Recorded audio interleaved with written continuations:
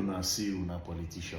The level of corruption in this country is abysmal. It's wrong. It's not supposed to be like that. For any country that wants to grow, I think the level and the amount, the size of this corruption, because corruption is looking as if it's bigger than our country, Nigeria, and that becomes an issue. Because why in this world is somebody buying 753 duplexes? Yeah, 753 duplexes. Where? In Abuja. I think it's a was said that plot something cadastral zone 109, Lokogoma district. And the size of the land was around 150,000 plus square meters. Imagine the size of that land. You want to buy 1 square meter of land, 1,000 square meter of land in Abuja. You sweat from every orifice of your body. You want to buy even 500 square meter of land in choice location, in locations like that. I guess you are going to spend a very good amount of money. Let me not speculate. So somebody is having 150, and then on that 150 is not just an empty land. We have 753 duplexes. You know how much it takes to build a duplex in any part of the country. You know how much it takes to build a duplex. Estimate the cement, estimate everything. 753 duplexes. It's not just one person. Just one person, all in the name of public office holder.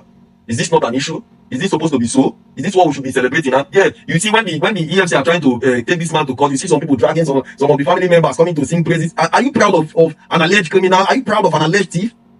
I think sometimes ago our parents used to tell us about stories that when they catch a thief, they need to shame the thief and all that. So the family of the thief will be ashamed. But now, in recent time, the reverse is the order of the day. Even in churches, they are celebrated.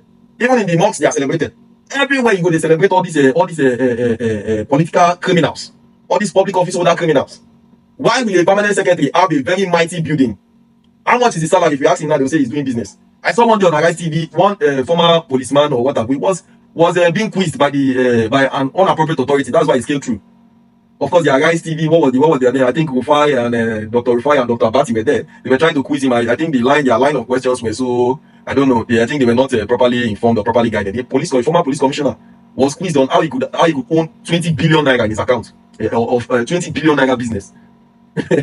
Commissioner, I don't think their salary is close to 1 million naira per day. If he works for more than 35 years, he's not supposed to have 30 billion naira business. If you check almost all the stats there he was giving, I just looked at it and was laughing. Because that's a very serious issue. Now going back to the main point. So look at the amount of money this man has taken. If you look at Nigeria has not met any of the criteria, any of the 17 goals of the sustainable development goals. Nigeria has never met any of them. No poverty, number one. Poverty full everywhere for Nigeria. Poverty is choking the masses. Again, I like citing against the Mogalu's talk. He said only 5% of Nigerians have 500,000 naira in their account. That's a very serious problem. For my people watching outside the country, 500,000 naira is, don't mind the 1,000 that we are shouting for, 500,000 is a quarter, it's around a quarter of $1,000. So only 5% of Nigerians own more than 500,000 naira in their bank account, according to the former deputy governor of the CBN. I like the man, I respect him, but I think when he was asked some time ago to comment on the CBC, he cannot comment on that became a very serious issue with me. That became a very serious issue. People should attack the issue of corruption. You can make comments, make fundamental statements to help what is on ground, to help investigations ongoing.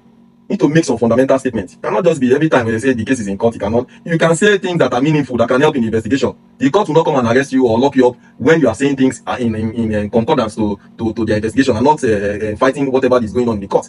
I don't think there is a law like that. I stand to be corrected. Look at the SDGs. 0 hunger, no poverty. That's number 1, no poverty. 0 hunger, number 2. We cannot even meet it. Like over half of the country is in serious hunger. People in Nigeria, I think most of them that are living in underdeveloped places, what they survive on is subsistence farming.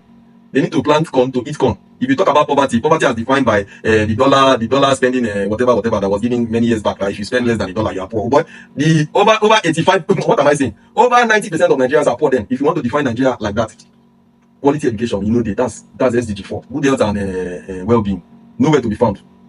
The amount of hospitals in Nigeria, of course, you see, some few weeks ago, a Nigerian man was showing how his wife passed on in the taxi cab because he could not pay the hospital bill. So Nigeria should start talking about corruption. They should start talking about corruption. The more we talk about it and shame it, the more these people will stop taking us for granted. The more everybody that is involved will stop taking us for granted. Please, let's come out. Let's talk about this thing. Let's try and make this thing resound into their body, mind, soul, and spirit. That when they are sleeping, when they are asleep, the only thing that they will hear is that Nigerians are talking about corruption. That if I want to steal money, I should please steal in a quantity that will not harm my people. Yes. Thank you so much for listening.